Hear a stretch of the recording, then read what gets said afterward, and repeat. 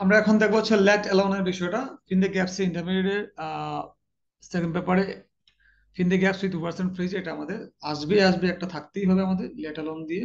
Late alone মানে দূরের কথা, আসলে আমরা বাংলাটা খেয়াল করলে বুঝতে পারবো আসলে কোন গ্যাপে আমাদের লেট অ্যালোনটা বসাতে হবে। আগে দেখি একটু, আমরা একটু আলোচনা করে দেখি।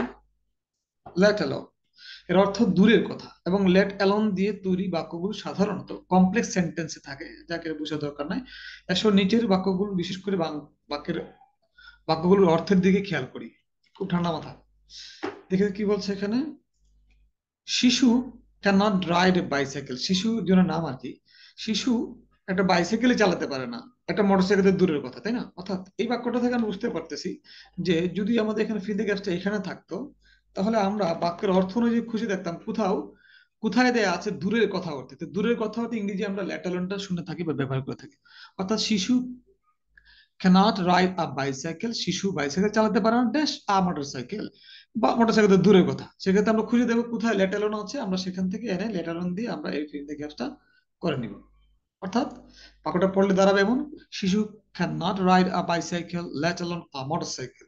শিশু তো একটা বাইসাইকেল চালাতে পারে না, আর মোটরসাইকেল দূরের কথা। অর্থাৎ বাংলাটা বুঝতে পারলে আমরা বুঝতে পারবো যে বক্স থেকে আমরা যে কটা 8, 10, 12টা শব্দ দেওয়া থাকে, এখান থেকে শব্দ বা ফ্রেজ দেওয়া থাকে, আমরা কোনটা নিয়ে আসতে পারবো।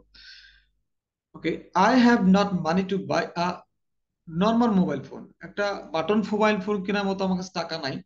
ল্যাপটপ তো দূরের কথা, তাই না? তাহলে এই যে ল্যাপটপ যদি না থাকতো এখানে আমাদের, আমরা কি করতাম, যে জায়গাটাতে বক্সে যেখানে লেট অ্যালোন শব্দ দুটো আছে আমরা নিয়ে আসতাম। অর্থাৎ I have not money to buy a normal mobile phone ড্যাশ আর ল্যাপটপ, তাহলে কি হবে, লেট অ্যালোন আর ল্যাপটপ।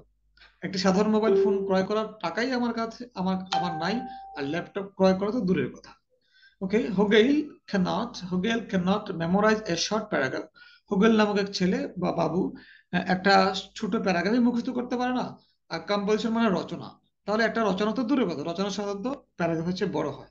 তাহলে যদি লেটারন কথা না থাকতো এখানে, আমরা কি করতাম, বক্সে যে জায়গাটাতে লেটারন বা বরং সরি দূরের কথা অর্থে যে শব্দটা বা যে শব্দ দুটো থাকতো, আমরা তাদেরকে এখানে তাকে বা তাদেরকে আমরা এখানে এনে বসাতাম। যেমন Hugol cannot memorise a short paragraph, আবারও বলছি হুগল তো একটা ছোট প্যারাগ্রাফে মুখস্থ করতে পারে না। হ্যাঁ, আর রচনা তো দূরের কথা। আশা করি এই তিনটে বাক্য দিয়ে আমরা লেটারনের ব্যাপারটা বুঝে গেছি। Thank you very much.